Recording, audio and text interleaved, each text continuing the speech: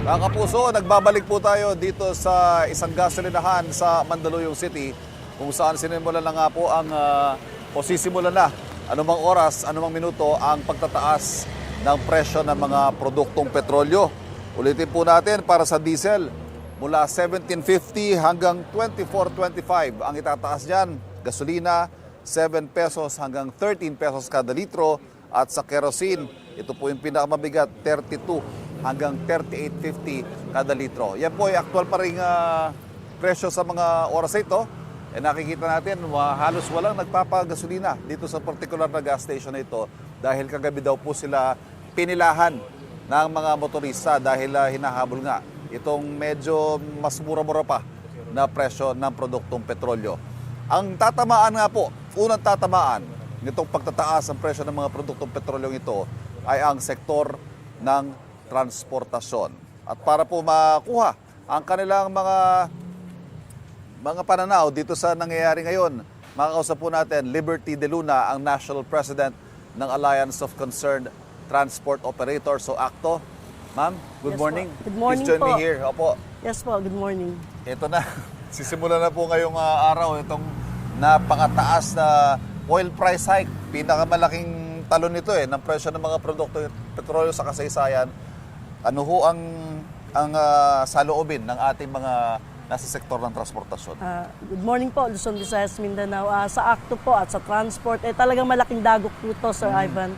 At kami po ay didiretsa ko na po ang panawagan ko sa ating presidente na ilabas na rin po yung fuel subsidy namin at bigyan po kami ng maayos at mabilis na pagkubra. Yung deed of sale po namin ay tanggapin na po nila para makatulong po ito sa aming mga operators nationwide. Ma'am, ngayong araw po na ito, ewan ko baka naman dahil maaga pa lang, pero medyo bihira ho yung nakikita natin pumapasada mga jeep. Ito ho bang taas presyong ito may epekto dun sa ilang mga kasama natin na hindi mo na pumasada? Meron Yes, ho bang Sir gano'n? Ivan, at napakamahal na nga po. Nasa 60-70 na tayo. Baka ngayon umabot na po tayo sa 70-80 na po. At ito po ay talagang walang humpay na pagtaas ng ating diesel. So, hindi ho sila papasada muna, ganun ba? Hindi naman, pasada po. Pero siyempre, 2 ikot, 3 ikot, stop muna. Para lang po may mabili kami ng pagkain sa aming pagkainan. Ang sinasabi ho ng mga nakausap natin super ito nakarang araw, 500 kada araw na lang daw ang kinikita nila, minsan wala pa. Yes, ngayon po. kung ganitong presyo ng produktong petrolyo, ano kaya magiging epekto nito? Pag nagtuloy-tuloy na po itong pagtaas ng presyo ng langis, Sir Ivan, bali baka lalabas na lang po kami 1 ikot na lang. Okay. Isa-isahin po natin yung mga nakikita niyong solusyon. Kayo ho ba'y maghahain ng panibagong petisyon para sa taas pasahe? Sir Ivan, meron po kami nakabindi Pending. na per increase na Magkano 3 piso ito? pa po yung kulang nila sa amin. This is 5 3 piso? pesos. Okay. Nakuha na po namin yung 2 piso na per increase. Tapos 3 piso na lang po yung aming hinihintay. So ito Sana po, nakatenga pa rin, Opo, wala pa rin nakatenga nangyayari. po, Sir Ivan. Hindi natin malaman kung ito ipapayagan ng gobyerno. May mga ginawa pong anunsyo ang Pangulo, ang sabi, emergency powers para maaring bawasan muna ang excise tax. Yes O may mga panawagan naman, yung VAT daw ang tanggalin.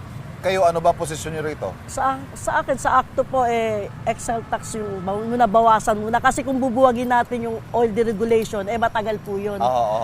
Ito po ang nagpapataas ng ating mga... Excise tax. Oo, yung excise tax na yan. Nagpapataas po ng ating mga crudo. So kasama po kayo sa panawagan na tanggalin Yes po. mo na yon. Yes po. Ano pa ho nakikita niyong solusyon dito, ma'am? Para medyo kahit paano maitawid ng mga driver natin, mga nasa transportasyon, ang kanilang hanap buhay.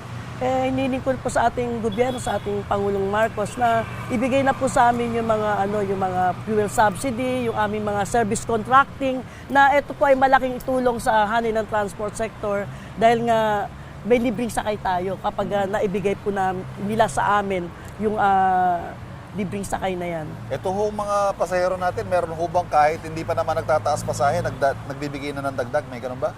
Wala naman. Wala po. Siyempre dapat sumunod tayo sa batas at Okay. regulasyon ng ating LTFRB nationwide. Ma'am Liberty De Luna, maraming salamat po. Yes po, sa maraming salamat pagpapaunlak po. sa unang balita. Nako, sana nga po pare-pareho tayo ng dalangin dito ay matapos itong nangyayaring kaguluhan sa Middle East para kahit papano ay maiba na. I mean, umayos po. na Kaya itong nga. ating sitwasyon sa mga presyo ng produktong petrolyo.